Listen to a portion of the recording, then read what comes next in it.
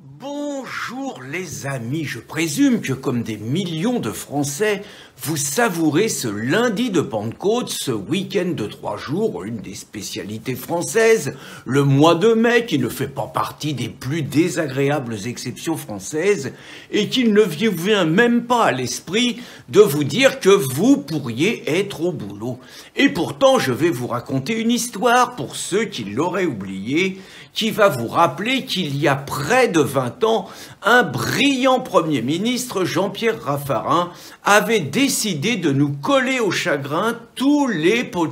lundis de Pentecôte. Donc des fois que vous ayez oublié, rappelez-vous, il y avait eu la canicule de 2003. Raffarin était Premier ministre, il l'a été de 2002 à 2005, et donc pendant cet été, il faisait un peu plus chaud que d'habitude, et donc Patrick Pellux, l'urgentiste, enfin celui qui est aux urgences quand il y a des caméras, avait réussi un coup médiatique extraordinaire. Il avait été interviewé, à l'époque personne ne le connaissait, après c'est devenu une star des plateaux, partout, en train de faire son cinoche, en train de pleurer, en train de vendre le Covid, en train de chialer sur Charlie Hebdo sur l'épaule d'Hollande, bon bref, de raconter sa vie privée avec charme, enfin bon ça c'était avant Pellux, mais là à l'époque il n'était pas connu et donc il avait fait le numéro depuis les urgences de dire que des milliers de vieux étaient en train de mourir, il avait cité le chiffre de 15 000, et pendant ce temps-là, celui qui était ministre de la Santé, Jean-François Mattei, je crois, se faisait piéger dans une interview où il était en train d'arroser ses fleurs en vacances, pendant donc, selon les médias, que les pauvres vieux étaient en train de mourir par milliers et par milliers. Image terrible, le mec, ça a été la fin de sa carrière, enfin la fin de sa carrière de ministre, hein, je m'inquiète pas trop pour lui par ailleurs, et c'était donc Pellux qui est apparu, et donc ça a fait un peu d'émotion, 15 000 morts, bon, une mort sans doute anticipée, hein, mais enfin c'est quand même un petit problème depuis, naturellement, c'est suite à ça qu'on a droit tous les étés au grand cinéma, quand il fait chaud, pensez à boire, quand il fait chaud, éteignez les radiateurs, quand il fait chaud, mettez pas des grosses épaisseurs de couverture pour dormir, et autre infantilisation de nos anciens. Et donc, dans cette foulée, Raffarin, ou ses communicants, ou les deux, avaient eu une idée géniale. Il nous avait raconté que pour éviter que nos anciens ne meurent l'été, il fallait que les Français y payent de leur personne au nom de la solidarité. Et donc, il nous expliquait qu'il fallait qu'on travaille gratuitement. On allait venir au taf tous les lundis de Pentecôte, mais sans être payé. Et grâce à l'économie réalisée, comme ça, l'État, il pourrait sauver vos parents, il pourrait sauver vos grands-parents, il pourrait sauver vos voisins. Autrement dit, si vous refusiez ce geste de solidarité élémentaire, vous étiez un salaud qu'on n'avait rien à foutre des vieux. Alors bon, ça a été un truc extrêmement compliqué à mettre en place, pour ne pas dire une usine à gaz. On peut pas dire que les gens étaient très enthousiastes. Certains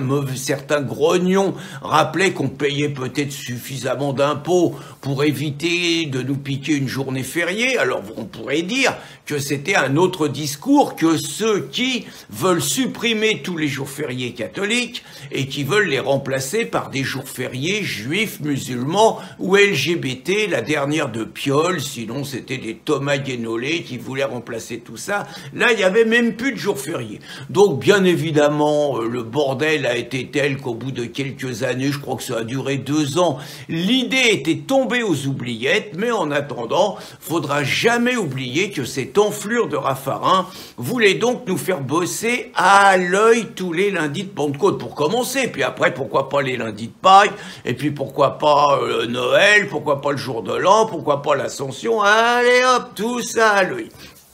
Alors, ce Raffarin, donc, est naturellement devenu l'un des premiers macronistes, c'est-à-dire comme tous les opportunistes de droite, il a sauté dans les bras de Macron. Macron en a fait, alors apparemment, le Raffarin, il a des relations privilégiées avec la Chine. Macron en a fait un espèce d'ambassadeur particulier de la Chine.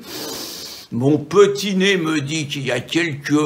petits avantages non négligeables, pour ne pas dire que Raffarin est un agent de la Chine, et qu'il est peut-être récompensé, on va le dire comme ça, qu'il est peut-être récompensé comme tel. Toujours est-il qu'il a annoncé qu'il quittait la politique, qu'il allait aller dans les médias, mais il est toujours dans le mastic, il est toujours dans le décor et tout. Et je ne voudrais pas oublier que Raffarin, en 2015, c'était donc avant que Choupinen explose, avait eu une autre idée de génie.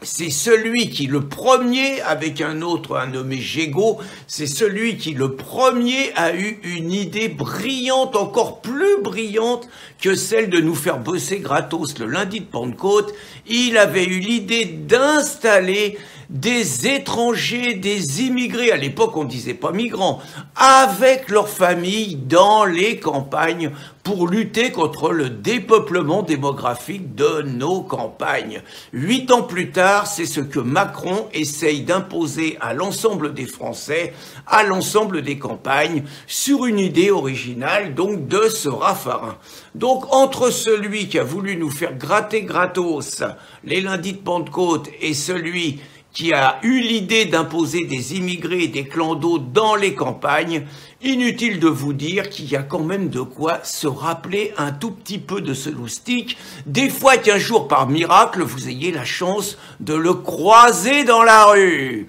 Bonne journée les amis.